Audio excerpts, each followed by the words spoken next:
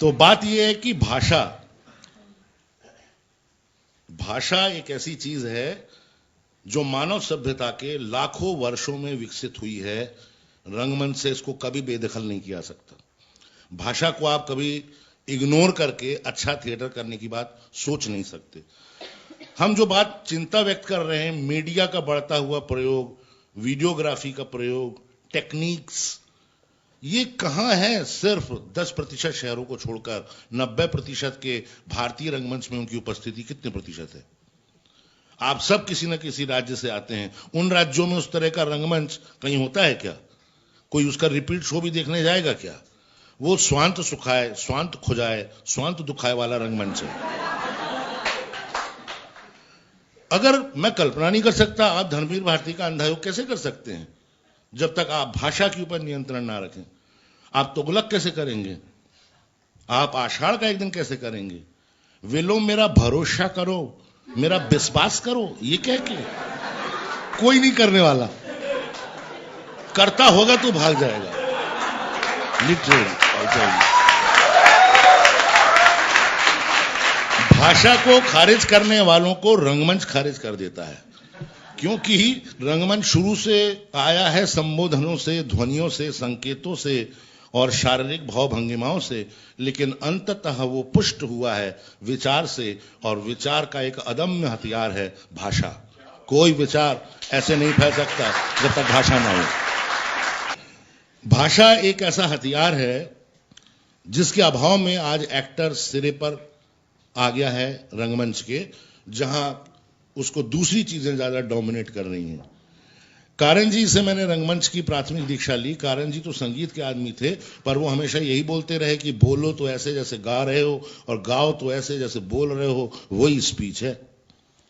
गाने में मुझे सुनने का अनुभव हो और सुनने में मुझे बोलने का अनुभव हो, तब तो वो कोई राग है, कोई भाषा है, जिसका कोई छंद है, व्याकरण है, और उसकी अवहेलना करके आप कभी भी अपने आप को एक मुख्य अभिनेता के रूप में, हम जिन भी अभिनेताओं की बात करते हैं, हम नसरुद्दीन शाह की बात करते हैं, हम ओमपुरी साहब की बात करते हैं, ये लोग भाषा के ऊपर पूरा नियंत्रण था इनका।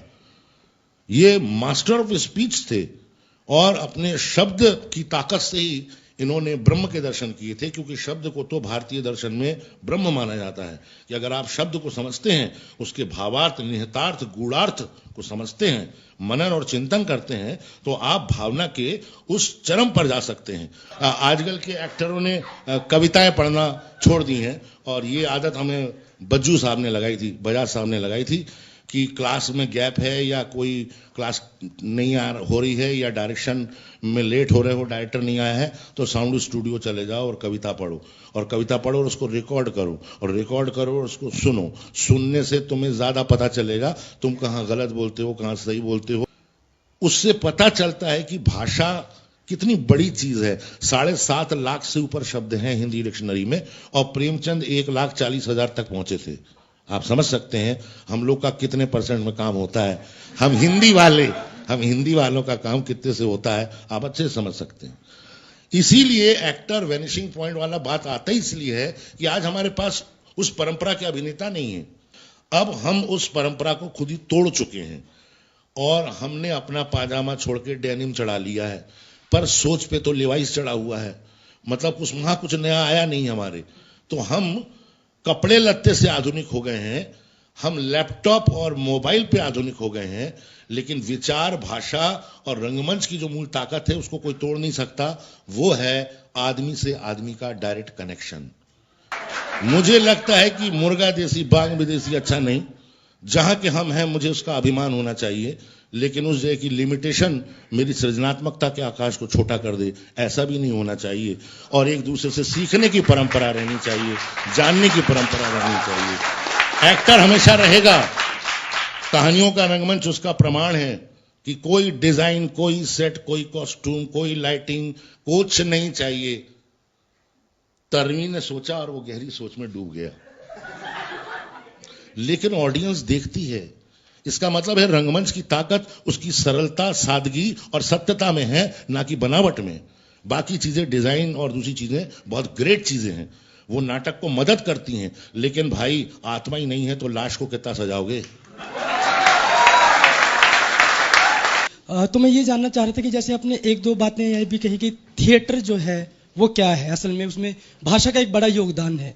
तो जो साइलेंट प्ले होते हैं उनको आप थिएटर की कैटेगरी में रखते हैं? क्यों नहीं? मैंने बात ही शुरू की, डेमोक्रेसी है जी। तो हम ऐसे नाटक भी कर सकते हैं जिसमें एक्टर कुर्सी बना हुआ है, साइकोफिजिकल थिएटर, ग्रोटोवस्की का पुअर थिएटर।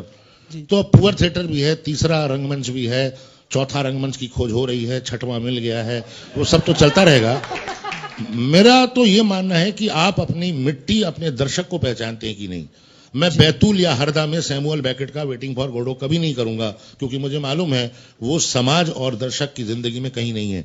मैं वहां सैया भाई कोतवाल करना और दुलारी भाई करना ज्यादा पसंद करूंगा, जो जहां की जड़ों से और संस्कृति से जुड़ जाए। हमें ये भी तो देखना पड़ेगा। हम कई बार मल्टीनेशनल की तरह बिहेव करने लगते हैं कि ये सिप्ला की दवाई ऐसे तुम्हें लेना ही पड़ेगा। क्यों लेना पड़ेगा? हम पुदीने की चटनी खा के बड़े हुए हैं। तो आप मैं ये कहना चाहता हूं क्योंकि रंगमंच समाज से उपजा है जी। समाज नहीं है तो रंगकर्मी कहां से आएगा? क्योंकि देखिए, मैं एक बात बहुत पोलाइटली कहना चाहता हूं, मैं ट्रेनिंग में बहुत विश्वास करता हूं। मैंने रंगमंडल में 3 साल कारण जी के साथ रोज 17 घंटे काम किया है और एनएसडी में भी 3 साल बहुत जम के काम किया है। उसके बाद फिर जितना मौका मिला मैं कर रहा हूं अभी भी। लेकिन मैं एक बात मानता हूं, सिर्फ ट्रेनिंग से आदमी नहीं बनता, सिर्फ ब्रीदिंग एक्सरसाइज करके और पिच की एक्सरसाइज करके और बोल के और आदमी बॉडी पोस्चर लेके और शेक्सपियर पढ़ के एक्टर नहीं बनता। एक्टर अपने समाज, जीवन और वातावरण से बनता है, यही उसका रहस्य लोक है। वो कभी भी कोई किताब के आधार पर नहीं बनता। ऐसा होता तो नेशनल स्कूल ड्रामा के सारे एक्टर एक ही जैसे होते। ऐसा कभी होता नहीं, या असंभव है। एक माँ के बच्चे एक जैसे नहीं होते। तो हम अपने समाज और संस्कृति में जितना गहरे बैठेंगे, हमारी पहुंच वही होगी। शंभू मित्रा ने जिंदगी में कभी हिंदी थिएटर इसलिए नहीं किया क्योंकि वो बोलते थे मैं बांग्ला भाषी हूं, मैं अंग्रेजी जानता हूं, बांग्ला जानता हूं, हिंदी में मैं कंफर्ट महसूस नहीं करता। इसलिए उन्होंने 2 बार नेशनल स्कूल ऑफ ड्रामा का डायरेक्टर बनने से इनकार कर दिया था। समझ रहे हैं आप? आपकी आस्थाएं और आपके विश्वास ही आपको बढ़ाते हैं। और ये किए बगैर श्याम बेनेगल ने एक इंटरव्यू में कहा है, हिंदुस्तान में एक ही नेशनल एक्टर है, वो शंभू मित्रा है, बाकी रीजनल एक्टर मानता हूं बोले। क्योंकि समाज पे इतनी गहरी पकड़ रखने वाला आदमी, वैचारिक सोच रखने वाला आदमी, वो पहला एक्टर था जो विग पहन के और चश्मा पहन के शो के बाद ऑडियंस की भीड़ के साथ बस स्टैंड तक जाते थे और सुनते थे कि ऑडियंस को कौन सा सीन पसंद नहीं आया या कौन सा कमजोर लगा। अगले दिन सवेरे की रिहर्सल उसी के ऊपर होती थी। क्योंकि मेरे गुरु कारण जी कहते थे रंगमंच सामाजिक भी है और सामुदायिक भी, ये सोशल भी है और कलेक्टिवनेस का भी एक मीडियम है। यहां अकेला चना भाड़ नहीं फोड़ सकता। जो बात कही कि थिएटर के लिए कौन कौन चाहिए, स्पेस चाहिए, स्पेस सब ठीक है। एक एक्टर को देखने के लिए भी एक दर्शक चाहिए, एक गेट पे खड़ा होना चाहिए, एक लाइट पे खड़ा होना चाहिए। इसलिए सोलो परफॉर्मेंस क्या होता है भाई? पूरा पोलो होता है। वो सोलो परफॉर्मेंस है, मतलब एक मोनोलॉग है। वो अपनी बातें कैरेक्टर के रूप में सामने रख रहा है, लेकिन वो ये नहीं कह सकता कि मैं सोलो थिएटर करता हूं। थिएटर सोलो हो ही नहीं सकता।